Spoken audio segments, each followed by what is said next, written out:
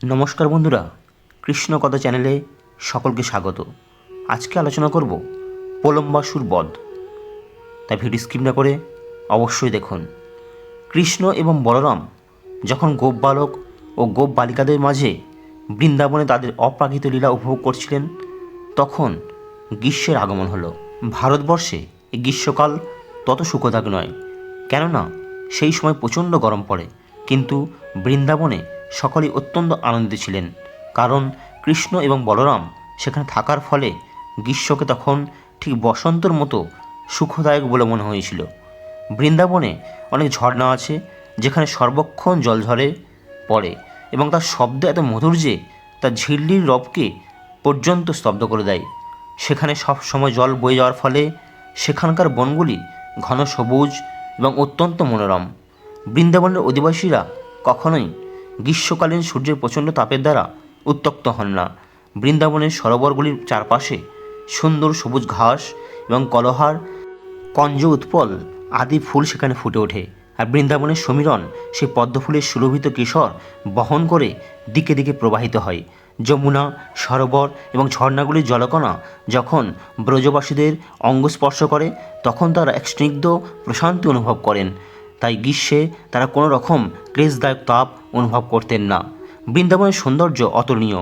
সেখানে সব সময় ফুল ফুটে থাকে এবং নানা রকম সুন্দর হরিণ সেখানে সব সময় ঘুরে বেড়ায়।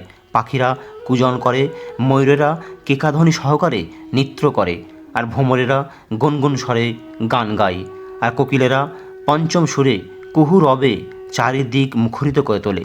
সমস্ত আনন্দের উৎস কৃষ্ণ তার জ্যেষ্ঠ ভ্রাতা বলরামের সঙ্গে সমস্ত গোপবালক এবং গাভী পরিবৃত হয়ে বাঁশি বাজাতে বাজাতে বৃন্দাবনের বনে প্রবেশ করলেন।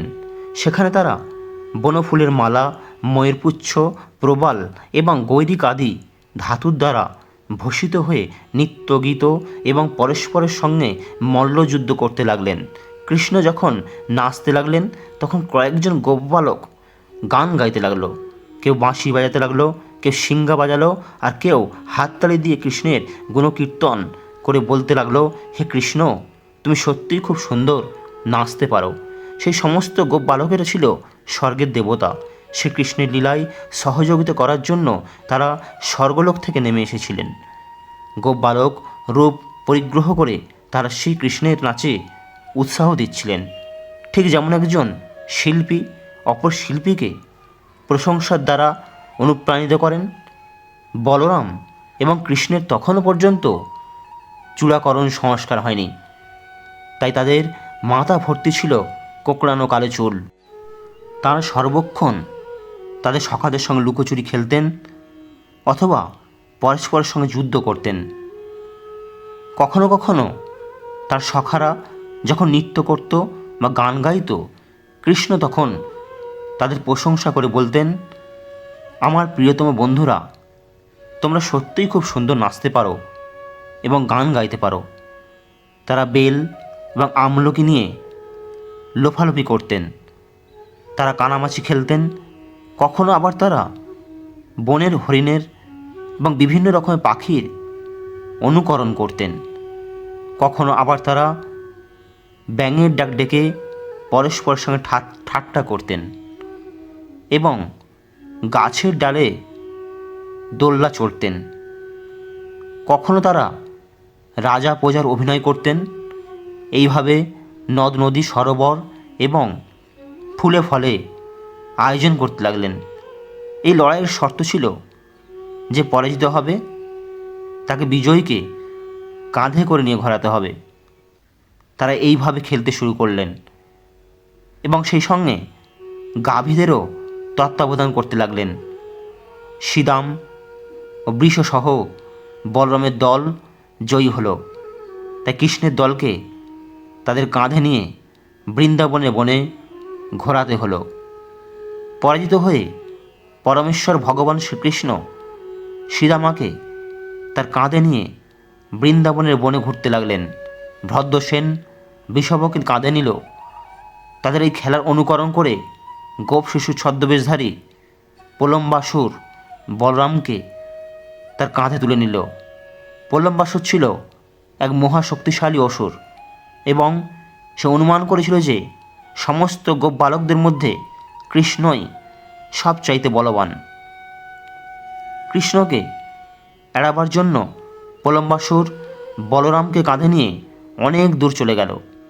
যদিও সেই অসুর ছিল অত্যন্ত শক্তিশালী ও বলবান, কিন্তু সে বলরামকে কাঁধে নিয়ে যাচ্ছিল যাকে একটা পর্বতের সঙ্গে তুলনা করা চলে। তাই অচিরেই সে তার ভারে ভারাক্রান্ত হয়ে পড়ল এবং তখন সে তার আসল রূপ পরিগ্রহ করল। সে যখন তার আসল রূপ ধারণ করল তখন তার মাথায় স্বর্ণমুকুট এবং কানে বিরাট বড় বড় সোনার কুণ্ডল শোভা পেতে লাগলো, যা দেখে মনে হচ্ছিল বিদ্যুৎ সহ মেঘ যেন চাঁদকে বহন করে নিয়ে যাচ্ছে। বলরাম দেখলেন যে সেই অসুরের শরীর বাড়তে বাড়তে মেঘ স্পর্শ করল। তার চোখ দুটি অগ্নিপিণ্ডের মতো উজ্জ্বল হয়ে উঠল এবং তার মুখ থেকে ধারালো দাঁতগুলি বেরিয়ে এলো। অসুরের এই রূপ দেখে বলরাম প্রথমে একটু আশ্চর্য হয়ে পড়েছিলেন এবং তিনি ভাবতে লাগলেন কিভাবে হঠাৎ এই গোপ শিশুটি এরকম ভয়ঙ্কর রূপ ধারণ করল। কিন্তু তার পরেই তিনি বুঝতে পারলেন যে একটি অসুর তাকে হত্যা করার অভিপ্রায়ে তার বন্ধুদের থেকে তাকে দূরে সরিয়ে নিয়ে যাচ্ছে। তিনি তখন ইন্দ্র যেভাবে পর্বতের উপর ব্যাঘাত করেন ঠিক সেইভাবে সে অসুরের মাথায় মুষ্টাঘাত করলেন। বলরামের মুষ্টাঘাতে সেই অসুর একটি ভগ্নমস্তক সর্পের মতো প্রাণ ত্যাগ করে ভূতলশায়ী হলো এবং তার মুখ দিয়ে রক্ত বেরোতে লাগলো। সেই অসুরের যখন পতন হলো তখন এমন প্রচণ্ড শব্দ হলো যেন মনে হলো ইন্দ্রের বজ্রাঘাতে পর্বত বিদীর্ণ হচ্ছে। সমস্ত বালকেরা তখন সেখানে ছুটে এলো। সেই বীভৎস দৃশ্য দেখে তারা অত্যন্ত আশ্চর্যিত হলো এবং বলরামের প্রশংসা করে বলতে লাগলো, সাধু সাধু, মৃত্যুমুখ থেকে প্রত্যাঘাত বলে মনে করে তারা সকলে গভীর আবেগের সঙ্গে বলরামকে আলিঙ্গন করলেন এবং তাদের শুভেচ্ছা ও অভিনন্দন জানাতে লাগলেন। স্বর্গে সমস্ত দেবতারা আনন্দে উৎফুল্ল হয়ে বলরামের অপ্রাকৃতিক শরীরের উপর পুষ্পবৃষ্টি করতে লাগলেন এবং ভয়ঙ্কর প্রলম্বাসুর বধ করার জন্য তাদের আশীর্বাদ ও অভিনন্দন জানাতে লাগলেন। বন্ধুরা, ভিডিওটি ভালো লাগলে একটি লাইক করুন এবং চ্যানেলটি সাবস্ক্রাইব করুন। কমেন্ট বক্সে অবশ্যই লিখুন জয় শ্রীকৃষ্ণ।